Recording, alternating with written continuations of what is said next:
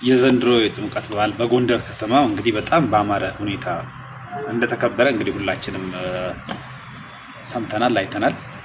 በዛ ውስጥ በጣም እንዲደምቅ ካደረጉት ዋና ዋና ምክንያቶች መካከል አንደኛው ብዬ የምወስደው በጣም የቲክቶከሮች አብሶ እንደነ አዱናይ ያለ በጣም ታዋቂ ሰዎች እዛ ቦታ ላይ መገኘታቸው ራሱን የቻለ ድምቀት ነበር እና እንግዲህ እነኚህ ቲክቶከሮች ባሉበት ቦታዎች ላይ የተወሰነ የሙዚቃ ስራዎችን እያቀረቡ ነበረ፣ እንቅስቃሴዎች እየቀረቡ ነበረ፣ የተለያየ ተጨማሪ ድምቀቶችን እየሰጡት ነበር እና ሰዎች ግን ይሄንን ለማጣጣል ብዙ ነገር ሲሉ እየሰማው ነው። በጣም ያሳዝናል።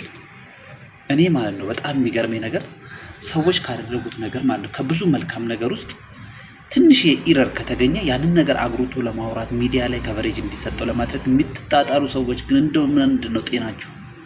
እኔ እውነቴን ነው ብትመረመሩ ደህና ነው ብዬ ነው የማስበው። ልክ ነው፣ አንዳንዴ የእምነት ቦታ ላይ ሙዚቃ ባይቀርብ ጥሩ ነው።